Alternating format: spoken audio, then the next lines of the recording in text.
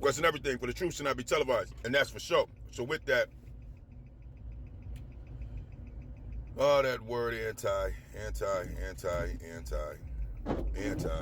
If you have your opinion about something that's opposite of those folks, of those people, you're anti. Go figure. What happened to the United States? You know, this so-called freedom of speech, this so-called freedom, this so-called liberty and justice for all. Boy, was that an illusion, man. My people knew it was an illusion.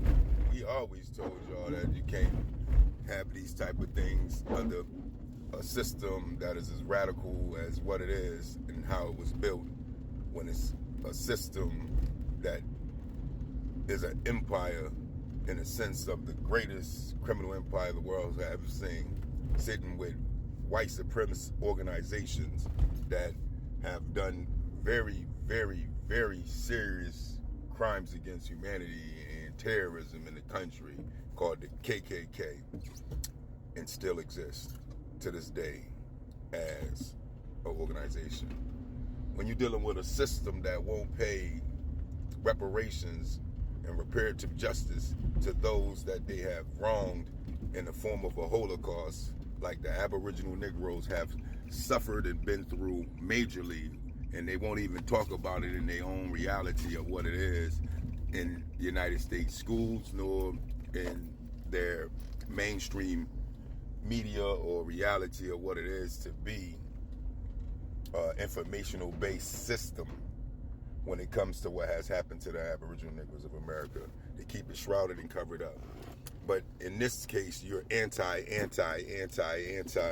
no matter what you say when it comes to those folks, when it comes to challenging those folks, when it comes to talking about what is going on with them, when it comes to what they're doing right now and overseas.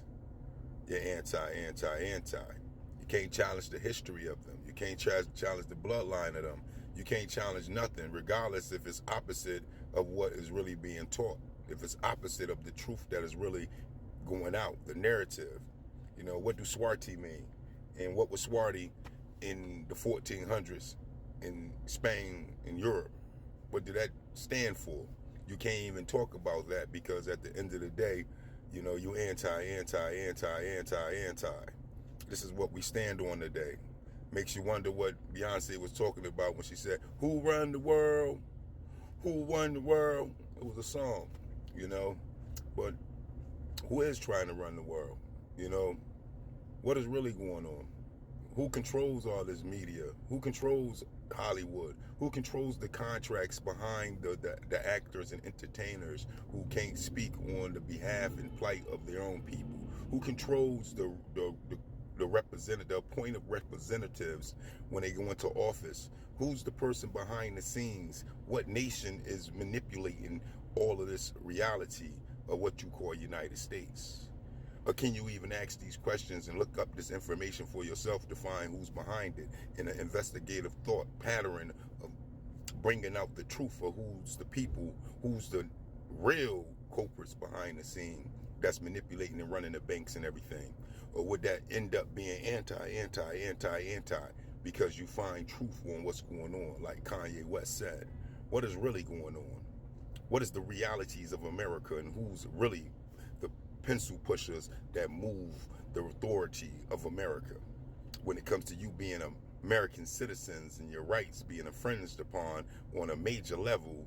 Who's the culprits behind it? Who's the ones actually pushing that narrative to infringe on your constitutional rights? What is the real reality? Because if you speak on it, would it make you anti? Because this is where we're standing today. But see, as Aboriginal Negroes of America, we have no allies. See, we try to attach ourselves to all other nations and allow other nations to attach themselves to us as if their plight was similar to the same as ours, like they've been through the same atrocities and the Holocaust that we've been through, and the massacres and genocides that we've been through here in the United States, under United States watch, under this system of control that we are still trapped in as Aboriginal Negroes, in this oppression that is being maintained by the colonizers' inheritors to this day, who pass down generational wealth that is stolen from the backs of our forefathers. Who are the ones that's controlling this? How do we allow others to attach themselves to us like they are allies, like they're going through and been through the same thing under this government like we've been through, when it has never been that? What kind of reality is that for us? Because now we see today that there's no allies for us.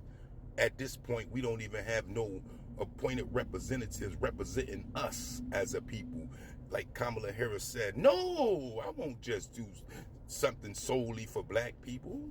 But then they turn around and do everything else for all other nations but us, as we sit down in ghetto slums and hoods, from the whipping and the beatings and the burnings and the many of the things that forced us to be in the position that we in, based off of white supremacy and white hatred over us, controlling our narrative and our political aspect and economic aspect of where and how we will live in the United States. How do that work?